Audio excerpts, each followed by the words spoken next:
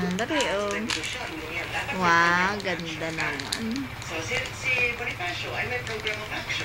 Napaka-intellectual ng claim sa mga manggagawa. Ang lakad kami.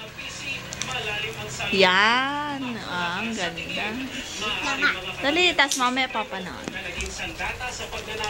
Wow, ang galing. Wow! Alam niya kung paano kukunin ang iyong dami para in the end, oo, sasama ko sa revolusyon. Hindi ka pwedeng mag-revolusyon pag hindi mo maputaw ang damdamin ng tao. Galing. Sulat ka lang ng sulat kasi anong gagawin ng sulat, no? Pero kung sumulat ka, tapos mapukaw mo ang damdamin ng tao. Yan, for me, he was a master. Lakat-lakat ka ako.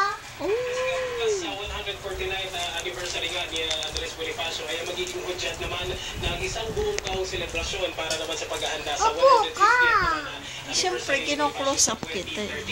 At ilan sa mga nakatakdang Video programa natin. ay ang unveiling ng logo ng Bonifacio at 150 na gaganapin bukas sa may pinaglabanan shrine sa San Juan na pangungunahan naman ni Jessica. Okay, nakaka-intrigue at nakaka-fascinate na intellectual si Gat Andres Bonifacio.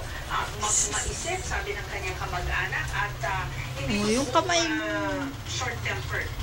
Tama, Jessica. Alam mo yung isang bagay dyan na bagay sa atin nung resource person natin. Nung panahon Oy, sus, talokan. 1900s, nung bago pumasok itong 1900s, yung mga manggagawa daw ay talagang pero doon sila mga intellectual na mga discourses pero mahilig sila magbasa. Hindi daw kung sinabi na mahihirap, hindi sila interested sa mga ganitong mga Pagkatulog ka dito, sasapin ko muna to. Talagang mga kasama daw siya sa mga ganitong Okay, siguro pagdating sa kasaysayan o sa history, hindi tamang mahulog tayo dun sa stereotyping na tinatawag. Yan lang, I think, ang pinatotohanan nitong mga lumalabas Oy, sus, ginoon talaga. Oy, sus, naman talaga. May extra!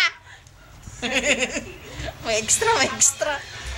Face test at pag-amoy ng mga pagkain na gagawa na rin ng e-nose at e-palm sensor machines. At ang maling-mali hashtag na bahagi ng advocacy ng GMA Network sa eleksyon 2013 nag-trending worldwide sa pagbabalik po ng State of the Nation. Ang mga natural disaster ay kaya pulitin ang lilim ng tao sa isang lugar. Pero kung minsan, mas maraming buhay pa ang nalalagay sa peligro pagkatapos ng isang kalamidad dahil di sapat ang mga pasilidad para sa mga nasalanta, kapabayaan sa kalinisan at kakulangan ng tamang paghahanda. Handa na ba tayong harapin sa bundok nitong banda sa ating kalusugan? Ako po si Nathaniel Cruz, kasama ninyo magtatanong, tutuklas, susuri at tutugon. Hapon ang kalikasan, Lunes alas 10 ng gabi. Ngayong gabi, mahihiling sa iyong makikita.